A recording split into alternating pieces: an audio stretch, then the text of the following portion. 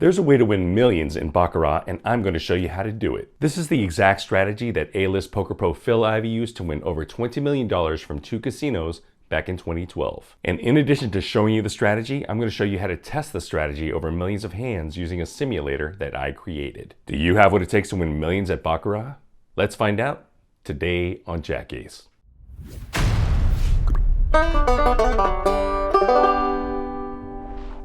What up, donkeys? JackAce from JackAce.com, where I talk about my 3 favorite topics: gambling, crypto, and STEM. And today I'm going to show you how 10-time World Series of Poker bracelet winner Phil Ivey won almost $20 million from 2 casinos.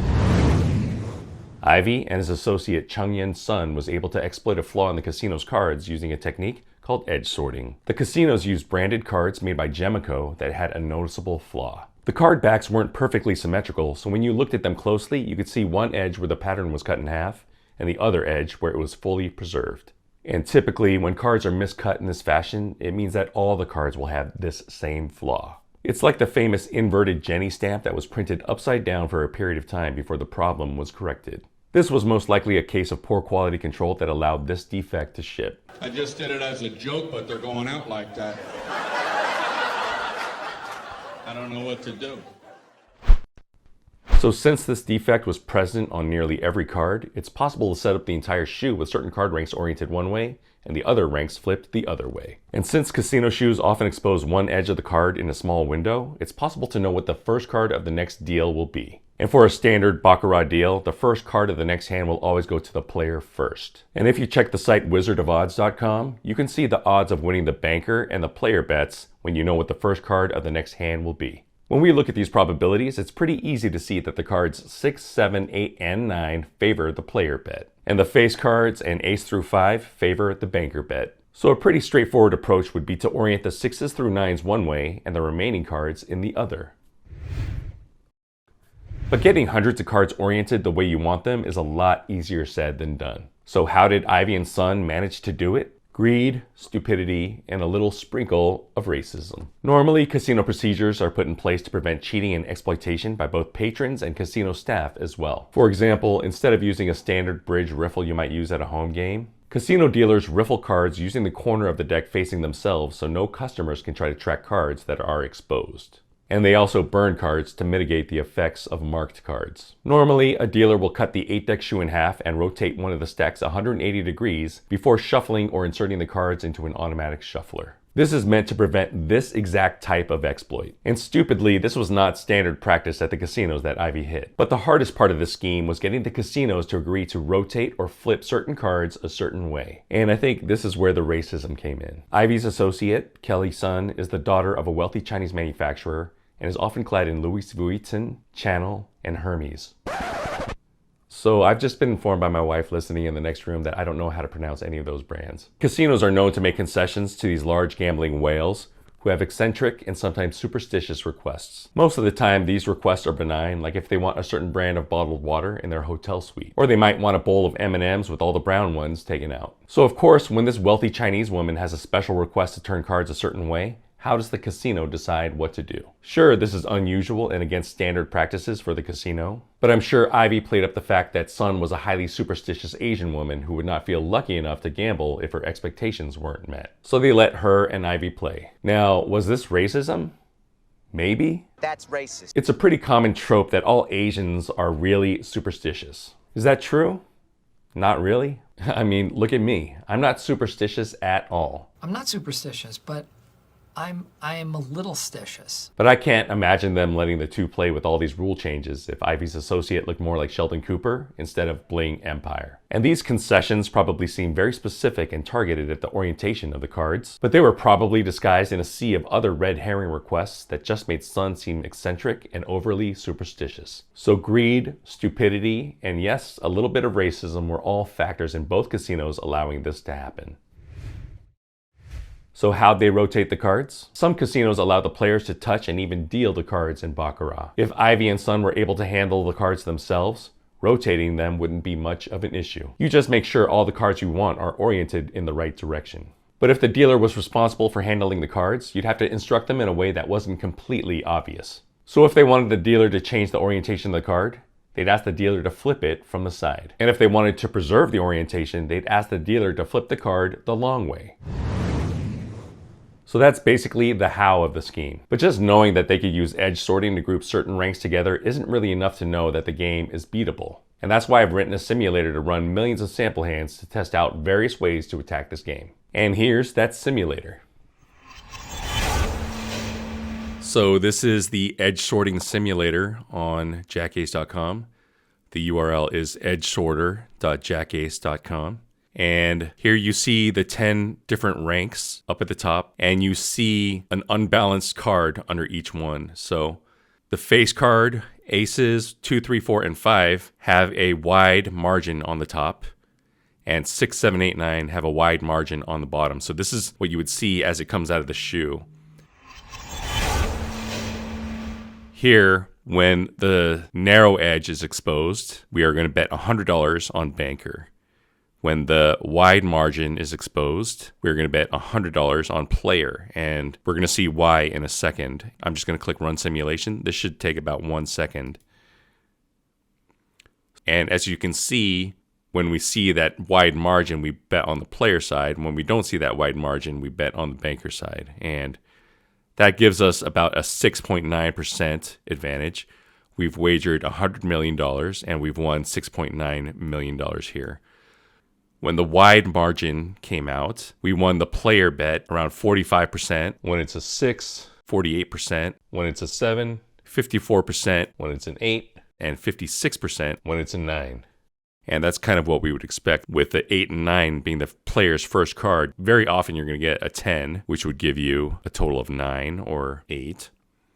And they're going to win a lot of those hands. That's why they have a 56% chance of winning when the first card is a 9. We could also change this so that if you click on 6 and 7, now those are facing the other direction. And instead of betting 100 on banker, maybe we bet just $10 on banker. And instead of betting 100 on player, now we bet, well, let's just make it 200. And let's run this simulation. Before we run this, we have a 6.9% advantage on all of our dollars wagered. So now I'm going to run this with this new simulation. And now you can see we actually increase that by quite a bit because we're only betting in these situations, and we're pretty much betting nothing when we expect that first card to be a 0 through 7. And that's because we have such a tiny edge on the 6 and 7 that we just want to ignore them completely and just group the 8s and 9s together and bet on that really high delta between winning player and losing with banker. So now you can see we have a much higher rate of return of 15%.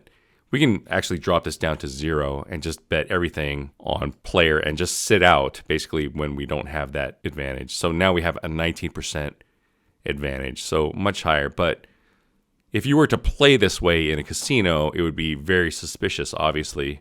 You're only betting on player and you're only betting 2 out of every 13 hands.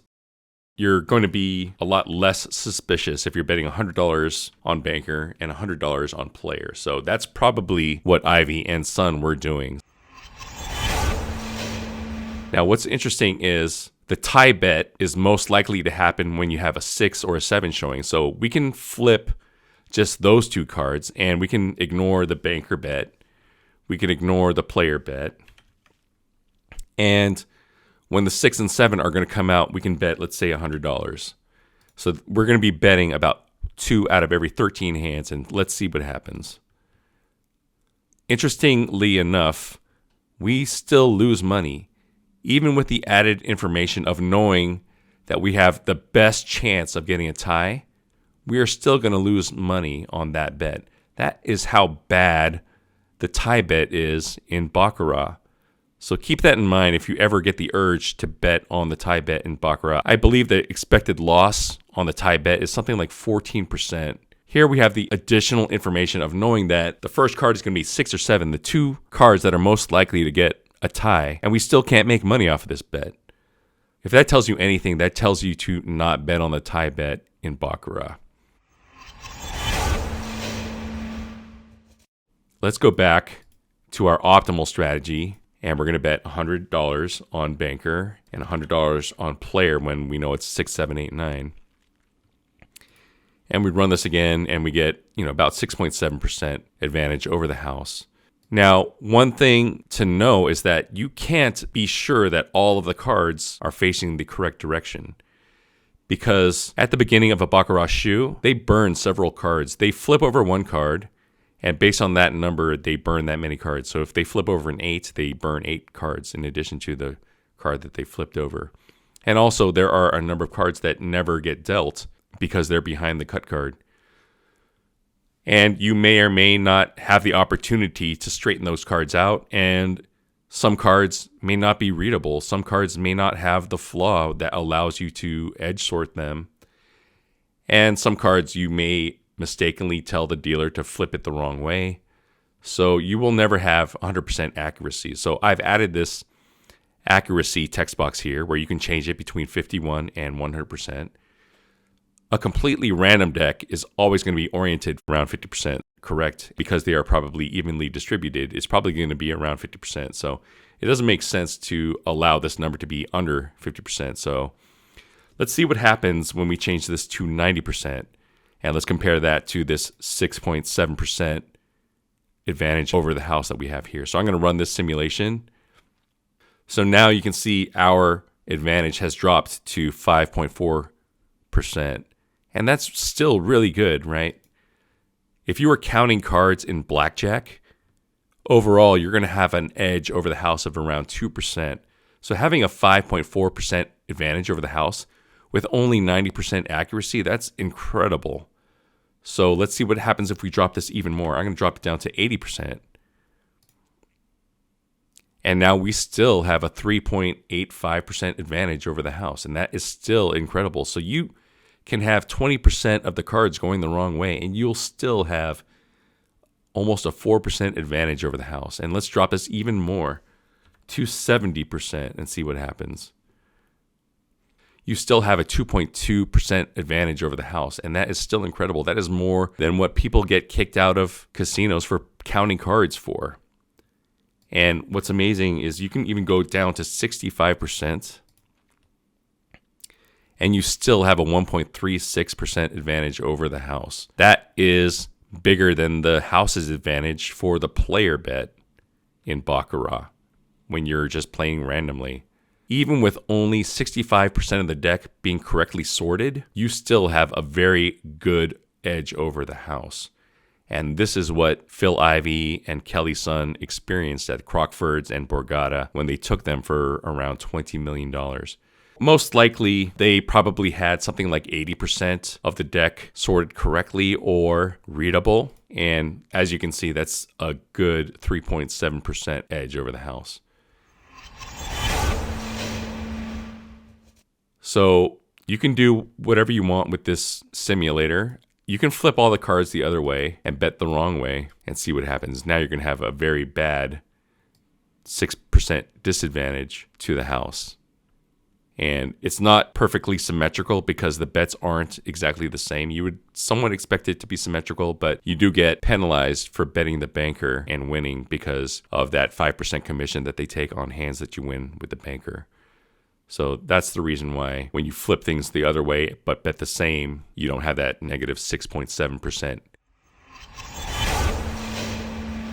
You can check these numbers to see if they're accurate, right? So let's do this back to 100%. And actually, it doesn't matter. These numbers here, 45 and 44% and 9.5%, that's what you would expect to see here, right? When you play an 8-deck shoe, you have 45.8%, 45.9% chance of being banker, and 44.6% chance of hitting player, and that is all accurate. 9.51% chance of getting a tie, and that's what we see here. If we bump this up to 10 million, it's going to take a little bit longer. Should take about 10 seconds. Now we're running 10 million simulated hands. So that took about 10 seconds. Here, these numbers are going to converge toward what the wizard has. 45.82, 45.85, 44.65, 44.62, and 9.53%, and we have 9.51%, 9.52%. So as you can see, as we bump the simulated hands up, these numbers become more accurate. I think these numbers are going to become more accurate as well. Let's look at the player with the 6. Player with the 6 is 45. The wizard has it as 45%. We have 45.02%. If we look at the 7, 48.31%. And we have 48.37%. So our numbers start to converge towards what the wizard has for what the true probability should be of winning given the first card out of the deck. So there you have it. Not only do you know how to beat the casinos at Baccarat, but you have a really good estimate of how much you can win over time. Will you be able to get away with it? Maybe. Casinos knew about edge sorting long before Ivey and Son came along. They've been rotating cards as part of their shuffling procedure for decades. Ivey and Son just had a good act and were able to get the casino's greed to get them to drop their guard and lose their senses. So it's just a matter of time before this story gets lost in time and casinos drop their guard again. If you enjoyed this content, remember to smash the like button and subscribe. The simulator I wrote is open source and publicly accessible on GitHub. Feel free to check out the code and let me know if you find any bugs. I am pretty confident that the simulator is sufficiently accurate, but I can't make any promises as to its accuracy. In other words, don't bet your life savings based on the results without having someone else verify my work. So anyway, always gamble responsibly and peace out, donkeys.